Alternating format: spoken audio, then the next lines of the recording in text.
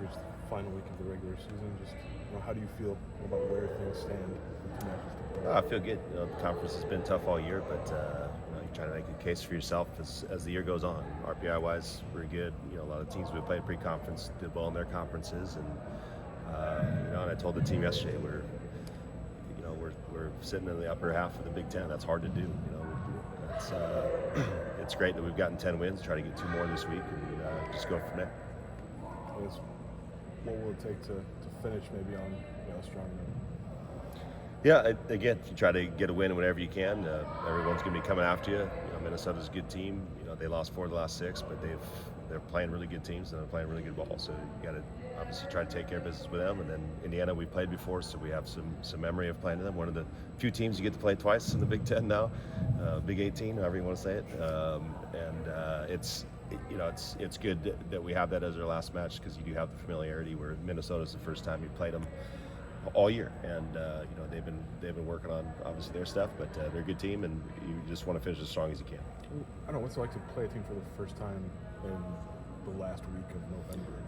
It never happens, but we kind of told the team like, hey, just pretend like you're in the tournament. How would that be? You're going to play a team for the first time if you're able to make the tournament. So let's just attack it like that, and we'll just go from there. Whereas last couple of matches, I felt we played a little bit too tight, and we can't play.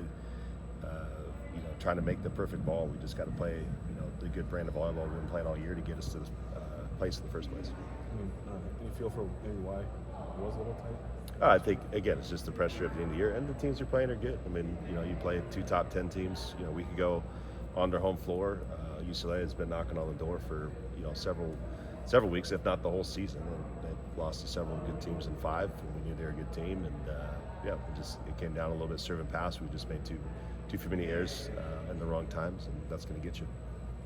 Christie on Saturday talked about some misserves being good misserves as long as they're going for a zone. I guess what is that zone, and what does getting the serve in that zone do for you? Yeah, you're trying to pick on the right passer, and there is good miss, bad miss, and for us, you got to live on the edge a little bit. You have to have some risk, assessment in there, and we have to be able to take those to get it. If we just give them easy free balls, everyone's going to jam it down your throat. So.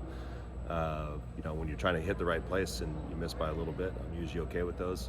Obviously some of the timing of it you don't love, but at the same time, you don't want to get to the final moment and try to just put it in. Look at a football team. They get to the final moment, call a timeout, realize the field goal wasn't going to be made. Let's go for a touchdown. They get one. So you got to be able to have some risk assessment in what we do, and that's a part of our game.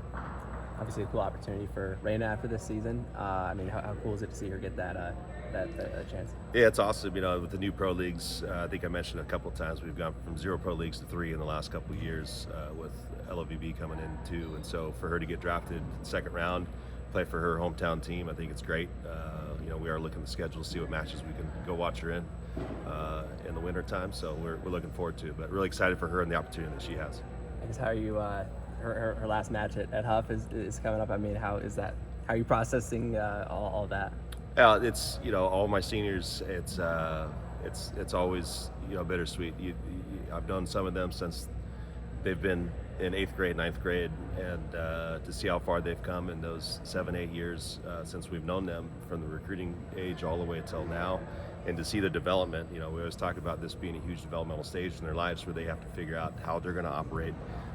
And how they're going to be, and I always say it's we're trying to raise banners up here, but we have to be winners in life too. And her, along with the rest of them, done a great job of upholding program values and culture, and really excited for their next chapter. Obviously, going to be sad to have them go. They've big impact, especially Raina, but all of them have had a big impact on our lives and our kids' lives, and obviously their themselves as teammates as well.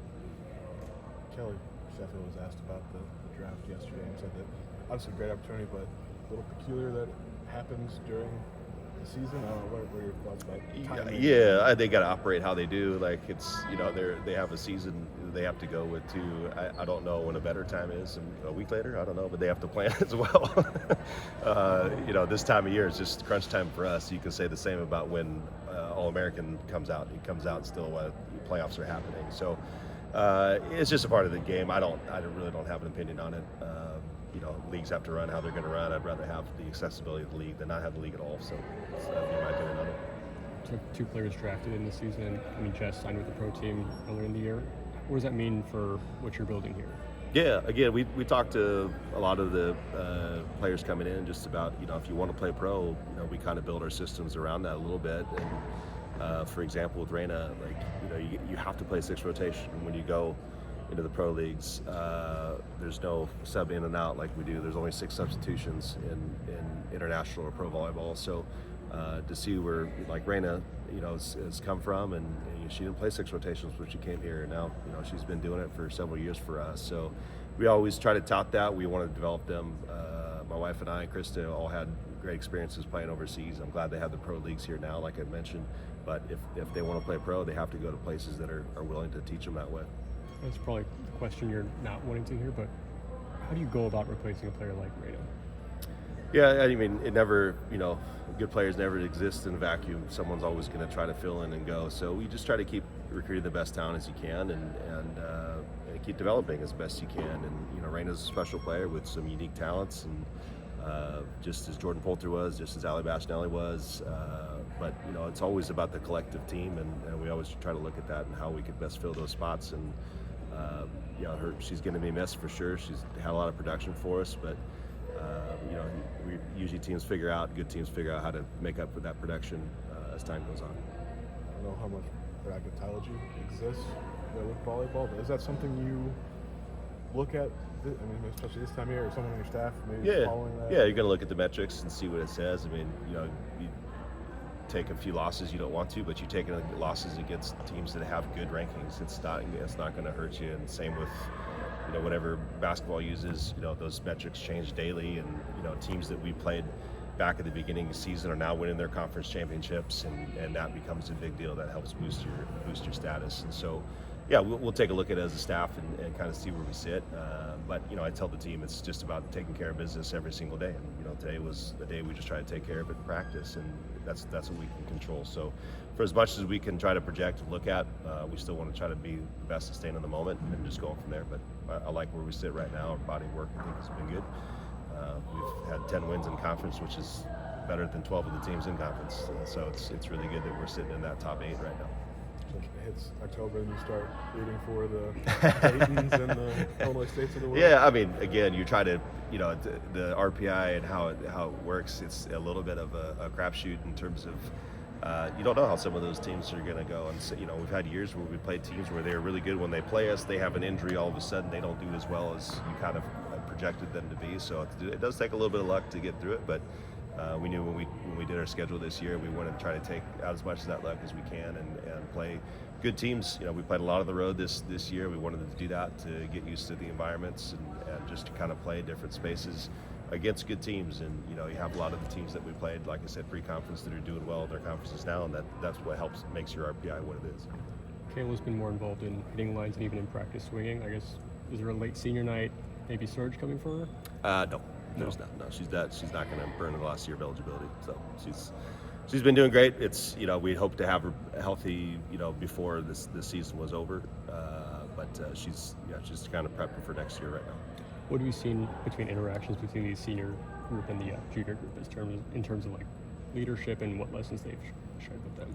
Yeah, again, it's a constant. I mean, after I get done here, we're gonna go downstairs and kind of talk about what lessons we learned and how we want to go out in these last few matches that are guaranteed, and hopefully we're dancing after that. But it's really, for me, it's about making sure each player upholds the program as they see fit. Everyone's going to be their own individual, but there's certain team cultural things that we try to harp on, and they've done a great job of doing that, and they've done great at passing it down. And one of the things I had when I first got here this year is I had all the transfers come over for lunch and during the summertime. That's like, hey, all the seniors have been great, kind of taking us in and just really explaining how things go. So that does my heart good, and knowing that they're upholding the program values. The young ones learn from that, and we hopefully continue with that as we move forward.